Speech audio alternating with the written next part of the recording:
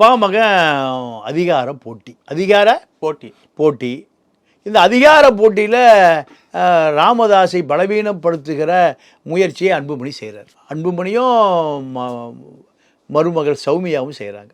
நீங்கள் ஓய்வெடுத்துக்க, நாங்கள் அரசியல் பார்த்துக்கிறோங்கிறாங்க. ஏன்னா இது பல ஆயிரம் கோடி கொட்டுகிற தொழிலாக போச்சு, பல 1000 கோடி. அப்போ சேவை, இதெல்லாம் சேவையில் வந்து மக்களை ஏமாற்றுவது.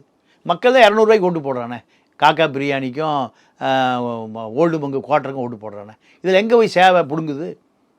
நீங்கள் அன்புமணி ஹெல்த் மினிஸ்டராக இருக்கிற பொழுது 335 ப்ரைவேட் மெடிக்கல் காலேஜ் இந்தியா முழுக்க, எவ்வளவு, எல்லாமே பாதிக்கு மேலே அரசு நிலத்தில் தான் ஆக்கிரமித்து கட்டியிருக்கான். போலியாகவே ஒரு மெடிக்கல் காலேஜ் நடந்தது, டிடி நாயுடு மெடிக்கல் காலேஜ்னு பூந்தமல்லியில் நடந்தது.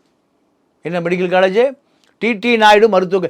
உலகத்தில் மருத்துவர் போலியாக இருப்பானுங்க, மருத்துவ கல்லூரியே போலியாக இருக்கிற நாடு இந்த நாடு தான். கனக சபைன்னு ஒரு டீம் தான் அத்தனை மூளையும், ஒரு அரசு டீம் கனக சபைன்னு பேர். இது ஒரு கேவலமான நாடுங்க. உலகத்தில் இதை விட ஒரு கேவலமான அரசியலும் அதிகாரம் இருக்கிற ஒரு மக்கள் நல்லவன், மக்கள் அப்பாவி மக்கள், நல்ல மக்கள். ஆனால் அதிகாரியும் அரசியல்வாதியும் மிக கேவலமான நபர்கள்.